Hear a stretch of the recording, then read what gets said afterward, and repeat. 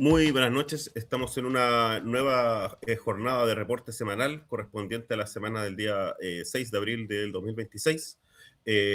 Saludamos a toda nuestra audiencia fiel y la que también se nos va a ir uniendo, digamos, en cada capítulo. Tenemos mucha fe en que esto siga avanzando. Y estamos aquí con Juan Rodríguez y Roberto Baeza en los controles. ¿Cómo está, Juan? Hola Juanjo, todo muy bien. Saludos a las personas que escuchan este programa.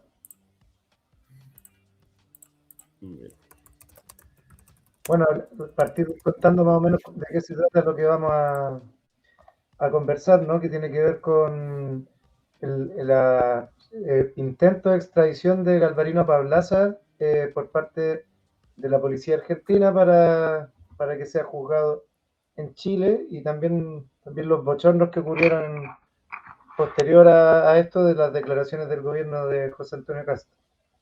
¿Cierto, Juanjo? Sí, así Vamos a es. eso. Como se ha sabido, el día miércoles 1 de abril, la policía argentina fue a buscar a Galvarino Pablaza para materializar su extradición hacia Chile, de quien es acusado de ser el autor intelectual de ese asesinato de Jaime Guzmán en 1991. Esto porque ya se habían cumplido varias semanas de haber sido retirada su condición de refugiado en febrero, y el mismo día, miércoles 1 de abril, la jueza María Romilda Cerdini de Cubría firmó una orden de detención contra Pablaza en su condición de presunto autor del asesinato de Jaime Guzmán y el secuestro de Agustín Edwards, hijo del dueño del Mercurio en esa época y quien es el actual propietario del Mercurio, dicho sea de paso. A su vez, el gobierno de Javier Milei había dado luz verde administrativa, esto es decir, como todo lo que tiene que ordenar las policías, digamos, las aduanas, etcétera, para poder realizar la extradición. La policía, al llegar a su casa, se encontró con que Pablaza no se encontraba y hasta este momento, digamos, hasta esta hora que estamos grabando el programa, tiene paradero desconocido. Cabe destacar que el mismo director de la PDI chilena, Eduardo Serna, destacó que habían todas las coordinaciones y todos los cruces de información para realizar la extradición y aún así no lo pudieron encontrar. De hecho, hoy día trascendió también en el Mercurio que en realidad fueron visitados 4 domicilios y en ninguno de ellos se encontró a Pablaza. El abogado de Pablaza en Argentina, Rodolfo Yanzón, confirmó que se libró una orden de detención, pero aseguró que es completamente legal y que su defendido no se presentará mientras esa medida esté vigente. Eh, y señaló que como el lunes viene el señor Cast a Argentina, el gobierno quería hacerle un regalo. La defensa también argumenta que la orden ejecutada durante esta Semana Santa es irregular y responde a presiones políticas externas, lanzando duras críticas contra los gobiernos de Argentina y Chile, calificando también el procedimiento como un atropello jurídico, producto de una falta de rigor judicial. El proceso de extradición de Pablaza, que, bueno, como sabemos, no se ha concretado, se produce luego de un fallo de mediados de febrero de la Cámara de Apelaciones Contenciosa Administrativa Federal de Argentina, que le revocó su calidad de refugiado político que tenía desde 2004.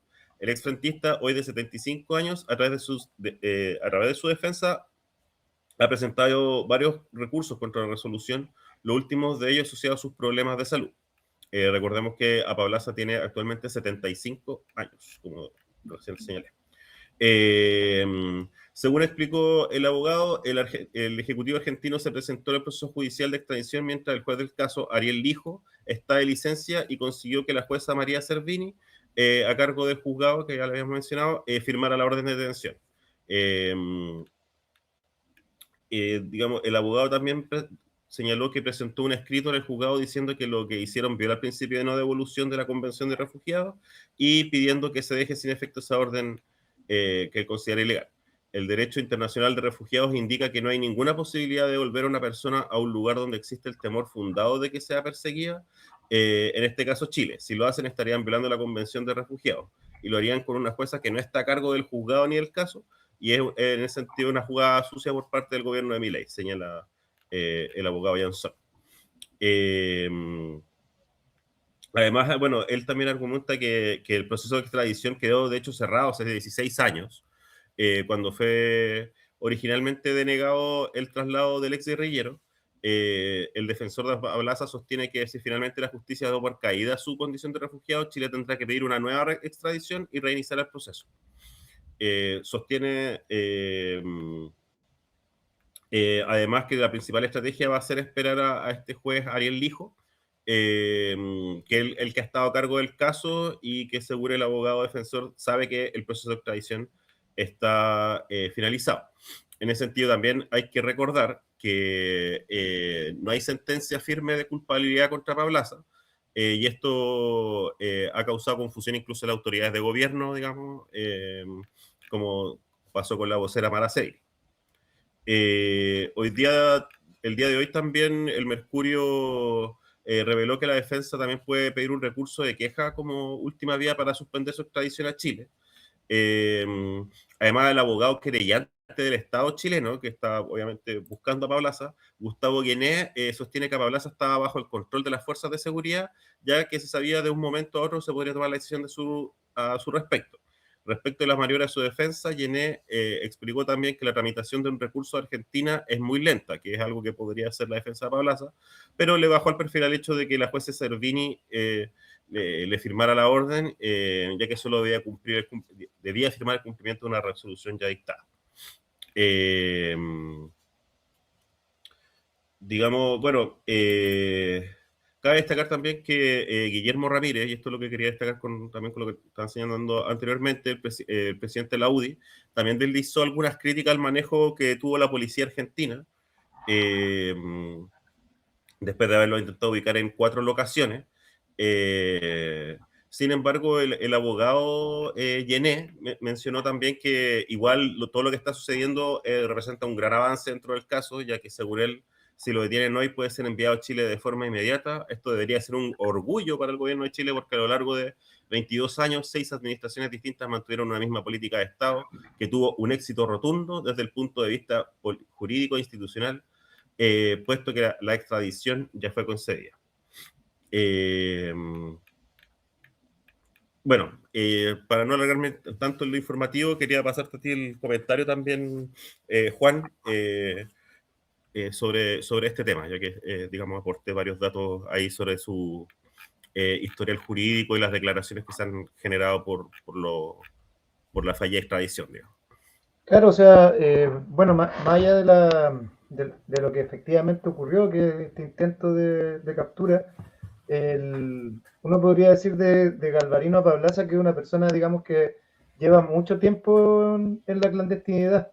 Entonces, para él no es, o sea, yo no sé en realidad, pero no debe ser muy raro estar encerrado 2, 3 semanas, un mes, un año, considerando que es una persona que fue exiliada de Chile el año 74 y que posteriormente, el año 83, ingresa a Chile nuevamente liderando el Frente Patriótico Manuel Rodríguez. Entonces, una persona que de clandestinidad y de preparación para este tipo de situaciones, claro que las tiene. Obviamente, cabe la pregunta, digamos, de cómo se entera de que lo van a capturar ahora y no hace un mes atrás, considerando que digamos, esta firma como que pierde la calidad de refugiado se hizo en febrero y recién ahora se dio la orden de detención. Entonces como que ahí uno también puede imaginarse, digamos, cómo él se entera de esto, o sea, como que tuvieron alguna especie de informante en el Poder Judicial argentino o algo así. Pero la pregunta que uno se hace es cuál es la importancia que tiene para el Estado chileno a lo largo de toda la transición democrática la captura de Galvarino Pablaza como autora intelectual del asesinato de Jaime Guzmán y el secuestro de el hijo de Agustín Edward, Christian Edward, si no me equivoco, por el hecho de pertenecer al Frente Patriótico Autónomo, que es la decisión que ocurre en el Frente Patriótico, o sea, entre el Frente Patriótico y el Partido Comunista de Chile, el año 87, digamos, cuando se sale la vía, digamos, del plebiscito para la salida de la dictadura y, digamos, se produce el desarme, o al menos el desarme formal del Frente Patriótico, y tanto el comandante Ramiro como a Paulaza y varios más, digamos, varios oficiales más del Frente Patriótico deciden, digamos, continuar por la vía de la guerrilla, digamos, en una lógica de arrancarle el poder a la dictadura y posteriormente también considerando que la dictadura seguía instalada, cosa que es absolutamente real y que yo creo que si es que cualquiera hiciera un análisis tendría claridad de que al menos hasta el año 2000 todo el aparato represivo y administrativo de la dictadura seguía prácticamente vigente en Chile. Si no, incluso podríamos decir que hasta ahora sigue, pero en esa época todos los jueces, todo el aparato estatal era prácticamente nombrado por Pinochet, considerando que Pinochet incluso era general en jefe todavía en el año 91, que fue cuando ocurrieron estos hechos. A partir de estos conceptos, uno puede entender que la disputa que existía con Jaime Guzmán y con Agustín Edwards tiene un carácter de político y por lo tanto no es un homicidio simple y común, sino que es un homicidio que tiene que ver como con ideas políticas y con procesos históricos. Por lo tanto, gracias a eso en un momento se le concede la condición de refugiado a Galvarino Pablaza. Suerte que no corrió comandante Ramiro Hernández Norambuena, que fue capturado en Brasil por un secuestro de un empresario. Me imagino que para obtener algún tipo de fondo o algo así. Y que allá no se le dio esa condición de refugiado y se le extraditó a Chile el año 2019, si no me equivoco. Pero Galvarino Pablaza tuvo esta suerte, digamos, institucional, de que en Argentina sí le dieron esta condición y desde el punto de vista jurídico, lo que se trata de plantear es que tanto el comandante Ramiro como Galvarino Pablaza fueron los autores intelectuales de este asesinato, ¿ya? Supuestamente Ramiro dio órdenes directas a los pistoleros que asaltaron a Jaime Guzmán de que llevara a cabo el delito, o sea, el crimen político, si se le quiere, el ajusticiamiento. Sin embargo, es solo, o al menos la información que hay disponible, Galvarino Pablazo solamente es considerado en esta investigación producto del testimonio del comandante Ramiro. Entonces, como que hay, digamos, más que prueba, hay una conjetura de que él sea responsable de esto, pero también hay que entender, y es uno de los argumentos de la defensa, que en esa época el Frente Patriótico Autónomo tampoco tenía una línea jerárquica muy clara, porque es una organización paramilitar clandestina que incluso perdió el respaldo político de su base social, que es el Partido Comunista, o parte de su base social. Entonces, es difícil comprobar, o al menos esto es lo que aún no se demuestra, cuál es la calidad de autor que tendría Galvarino Pablaza en esta situación, considerando que probablemente quizás ni siquiera el comandante Ramiro tuvo una implicancia directa y que hay una condición de persecución política por parte de jueces y la fiscalía en torno a estos dos individuos en particular por haber liderado el Frente Patriótico. Entonces, ahí es donde se esgrime el argumento de refugiado político en una lógica de que el Estado chileno eventualmente realizaría una persecución política en contra de Galvarino Pablaza. Hay que tener en cuenta que Galvarino Pablaza inicia su carrera política el año 68 en la Universidad de Chile, cuando milita en las Juventudes Comunistas, y posteriormente a eso fue cuadro del Partido Comunista hasta que pasa a ser oficial del Frente Patriótico, pero a su vez también oficial de las Fuerzas Armadas Revolucionarias de Cuba. Entonces, claramente hay una distinción y una oposición ideológica por parte de la oligarquía chilena en realidad lo ven como un blanco, como trofeo de guerra. Es descabezar de cierta forma al adversario político más fuerte que ha tenido, quizás el adversario político que más lo ha hecho temblar con el tema de este ajusticiamiento, con el tema del asesinato, o sea, perdón, del intento de asesinato a Pinochet, con el tema de la importación de armas en Carrizal Bajo. Entonces, en el fondo es una de las personas a quien se le puede, como de cierta forma, dar la responsabilidad de cualquier enemigo interno en Chile. Estos son, digamos, los peores y digamos, los más peligrosos desde un punto de vista como penal. Y con esto termino. Gran parte de lo que ocurre en Chile es que sale la vocera de gobierno, Mara Cedini, a decir que Galvarino Pablaza está condenado y que tiene que volver a Chile a cumplir su condena en Chile, siendo que él solamente está acusado, ni siquiera está formalizado por lo que se le acusa. Entonces, con esta declaración, desde un punto de vista de derecho internacional, se ratificaría, digamos, los fundamentos para la condición de refugiado de Galvarino Pablaza, considerando que el gobierno de Chile, quien representa a su Estado, ya declaró que él es condenado cuando él todavía es inocente hasta que se demuestre lo contrario. Exacto. Por lo tanto, es una pésima jugada política de parte de la derecha chilena haber tenido a esta persona como vocera de gobierno diciendo estas declaraciones y en el fondo atornillándole al revés a las intenciones que tiene la UDI, que es apresarlo de todas formas y traerlo a Chile de todas formas.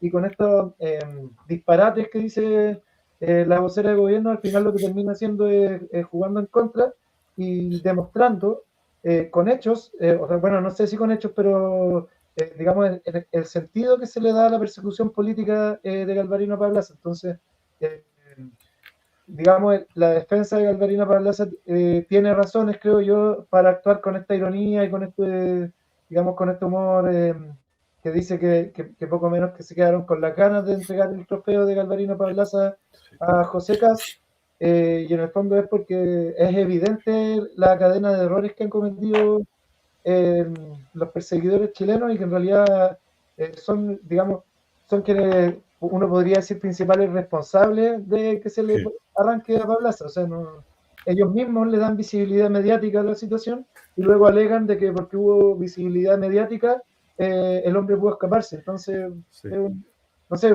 es como una especie de despropósito, creo yo, para ellos. Sí, sí, sí, sí, yo creo que, bueno, yo creo que también parte de esto, o sea, ¿cómo decirlo? Esta actitud media desesperada y al mismo tiempo tan bullada que tiene la derecha chilena le ha, como que demuestra harto el carácter de persecución política finalmente, o sea, como que el ahínco de las declaraciones que hacen los personeros de la derecha da cuenta bastante también de cómo se están usando todas las redes de influencia era para poder extraditar a Galvarino Pablaza. Eh, de hecho, bueno, la, el mismo sobrino de Jaime Guzmán, el Francisco Moreno Guzmán, que de hecho fue subsecretario de Hacienda con Piñera, señaló que era decepcionante constatar que sigue operando una red de protección por parte de la izquierda internacional que ha facilitado la impunidad. Eh, y también agrega que tiene la convicción de que Pablaza tuvo conocimiento previo de la orden de detención y que espera que la justicia argentina lo investigue con celeridad y sin dilaciones. Eh, esto da cuenta también, eh, a ver, yo creo que efectivamente Alvarino Pablaza tiene varias redes de protección, bueno, por algo también el kirchnerismo digamos, le entregó esta condición de refugiado, pero, eh, digamos, da cuenta también de que eh, digamos, o sea, no sé, como que yo creo que existe falta de convencimiento de algunos actores judiciales finalmente, incluso respecto a la procedencia, digamos, del juicio a Pablaza, por lo menos desde la parte desde Argentina, yo creo. Yo creo que por eso también van variando los jueces, entra en esta disputa también de quién puso la firma, de que si se vuelve el otro juez esto no pasaría. Y ahí hay una serie de cosas, incluso Moschetti hablaba de ciertas cosas políticas, de cómo el juez implicado podría ascender, eh, digamos, dentro del mundo judicial argentino y para eso necesita los votos del peronismo, etcétera, etcétera. Pero yo creo que finalmente yo, digamos, aplaudiría, digamos, la vocación de, digamos, de justicia que tiene el propio Pablaza y las redes que lo protegen de alguna forma. Po. O sea, yo creo que todo lo que se ha señalado y lo que señalaste tú, Juan, da cuenta de que no existen condiciones para un juicio justo. ¿cómo se llama? El comandante Ramiro, la forma en que lo tienen encarcelado, digamos, da cuenta que lo tienen encarcelado en condiciones como totalmente reñidas con los estándares de los derechos humanos. Y bueno, y también como señalaste, parte de los argumentos jurídicos vienen también a hablar como de cómo estaba siendo el carácter político de la transición en el año 1991. O sea, hay que entender que era un año después de la dictadura, donde todavía existían muchos grupos políticos operando, todavía incluso habían estertores de la CNI operando, entonces, y también a los grupos, digamos, armados que se fueron, que quedaron, se los fueron desarmando con estándares y acciones bastante reñidas también con los derechos humanos, incluyendo asesinato en plena calle, juicios dudosos, presión en condiciones inhumanas, además de, claro, y eso sumado también a el claro manto de impunidad que hubo para los violadores de derechos humanos y aún más para los civiles que participaron en la dictadura. Eh, Todos sabemos que Jaime Guzmán, siendo cómplice de todo lo que, digamos, siendo uno de los grandes ideólogos de la dictadura, sabíamos que nunca, pero nunca, nunca, nunca iba a ser juzgado en Chile. Eh, entonces, y no sé, sin ir más lejos, por ejemplo, hoy día, muy sueltos de cuerpo, el ministro Alvarado y el ministro García Ruminot fueron alcaldes designados en la dictadura. O sea, ellos fueron funcionarios de la dictadura. Claudio Alvarado fue alcalde de Kemchi designado por Pinochet y José García Ruminot fue de Temuco, Lautaro y Tolten.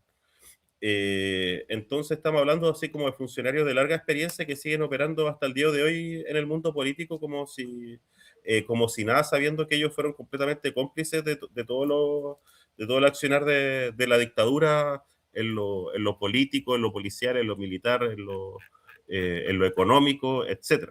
Entonces, es evidente y además, bueno, en todos los procesos históricos de transiciones de dictadura, los primeros años siempre son bastante dudosos respecto a eso y en el sentido que un tribunal internacional tome ese antecedente para darle asilo político a Galvarino Pablaza sea, por lo menos a mí me hace bastante sentido. Digamos, más allá de incluso de lo que uno podría, como, digamos, estar de acuerdo o no con su acción. Ahora, digamos, desde el punto de vista muy personal y creo que políticamente justo, para mí, Galvarino Pablaza, digamos, con toda su historia, él participó de la Revolución Sandinista, digamos, organizó, digamos, la resistencia en Chile, recibió entrenamiento en Cuba, como tú bien contaste, militó desde muy joven en las juventudes comunistas.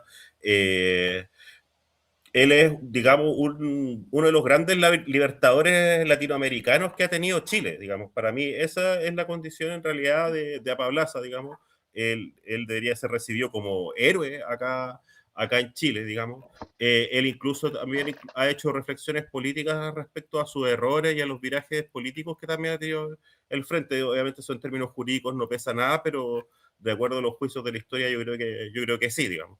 Eh, entonces, yo creo que en ese sentido celebro de alguna forma y me dio mucha risa saber que la gente de derecha estaba en una misa conmemorando la muerte de Jaime Guzmán y abrazándose porque por fin iban a extraditar a Pablaza y finalmente no sucedió. Digamos, fue la imagen, por lo menos para mí, más placentera de esta semana respecto a nuestra vida política y social. Juan.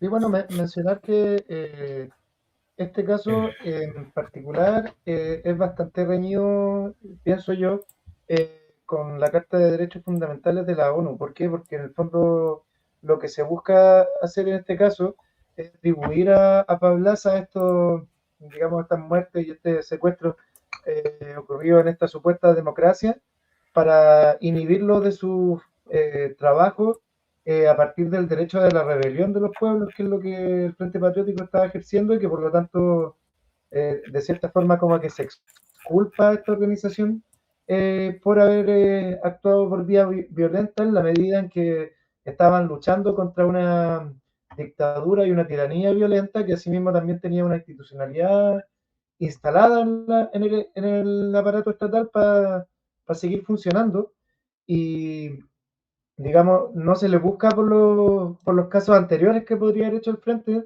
en esta lógica.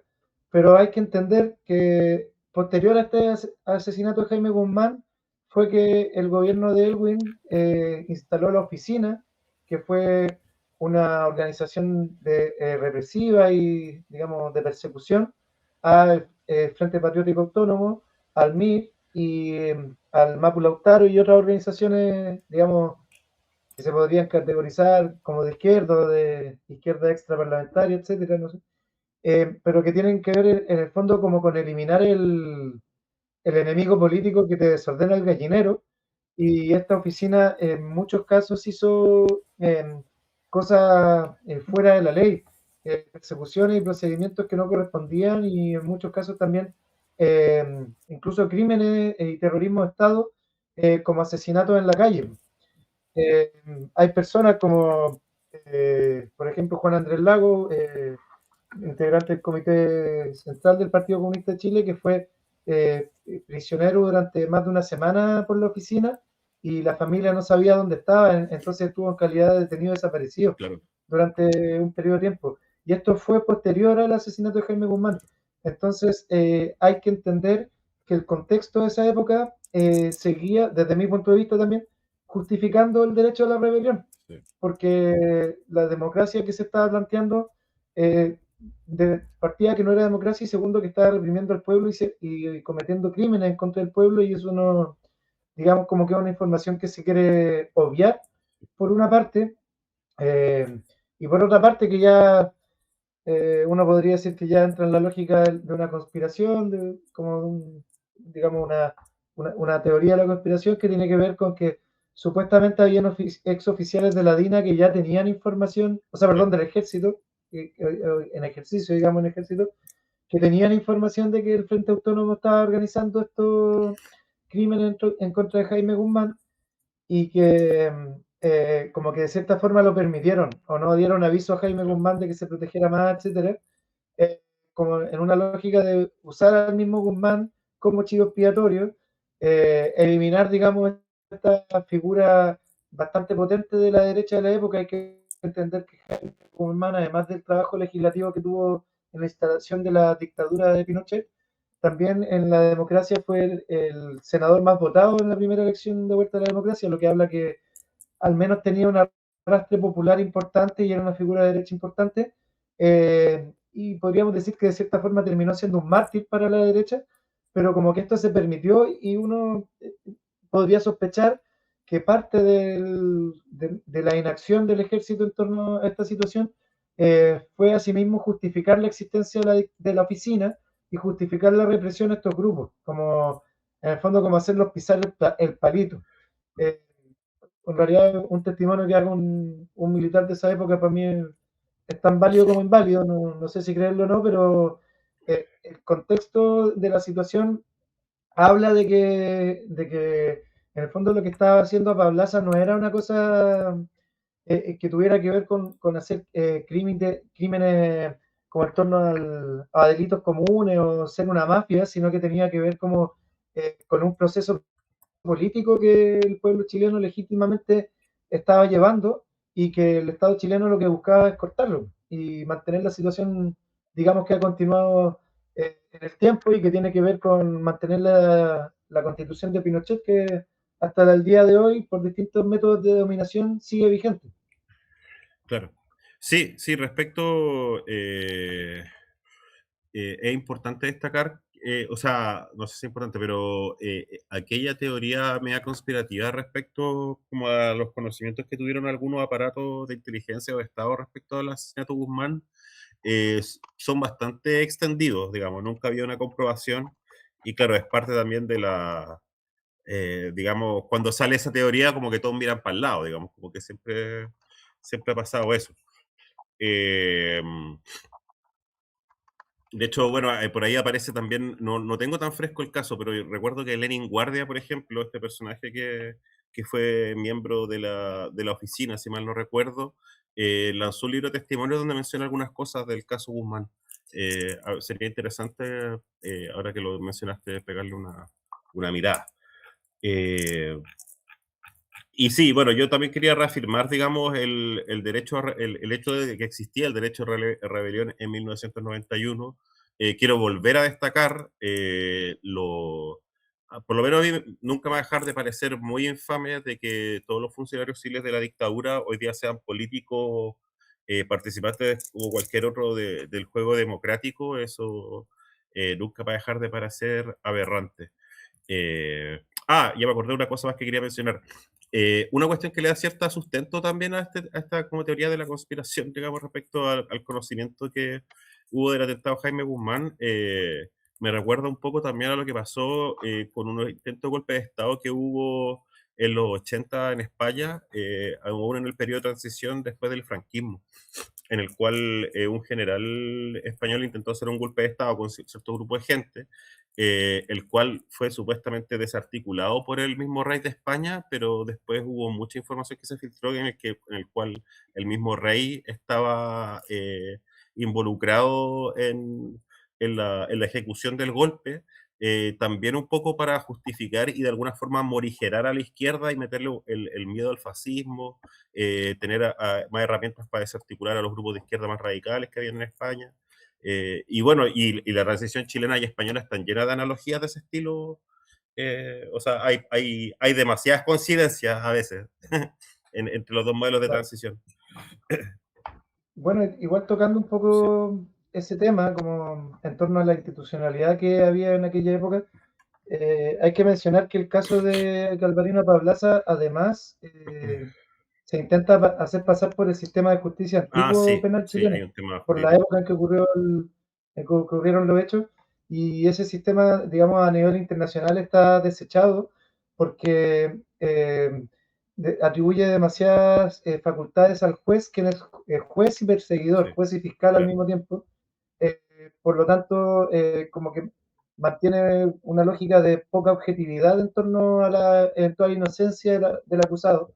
Por eso en Chile hubo la reforma procesal sí, penal que permitió que los jueces y los fiscales funcionaran como instituciones separadas, pero en el caso de APA Plaza, digo esto lo menciono sí, porque en realidad tiene que ver con el fundamento de sí, refugiado, exacto. pero parte de los fundamentos de esto, que a él no se le aplicaría la reforma procesal penal, sino que él pasaría como esta lógica de juez instructor, que en el fondo desde que partió el juicio ya considera a la persona culpable. Sí, Y esos jueces son muy difíciles de dar vuelta en los hechos. Entonces, es una situación que yo creo que no se está buscando hacer justicia, sino que lo que se está buscando es hacer una venganza. Y curiosamente, igual en redes sociales y en programas con filtro, sin filtro, se le ha dicho a la derecha que acuciosos son en buscar los responsables cuando es el asesinato de Jaime Guzmán, pero las autoridades intelectuales de todos los crímenes que cometieron ellos, no, ninguno ha caído, al contrario, como dices tú, los funcionarios cívicos de la dictadura siguen en el Estado. El Ministerio de Defensa está lleno de exfuncionarios de la dictadura, muchos ministerios más, pero también el mundo electoral está lleno.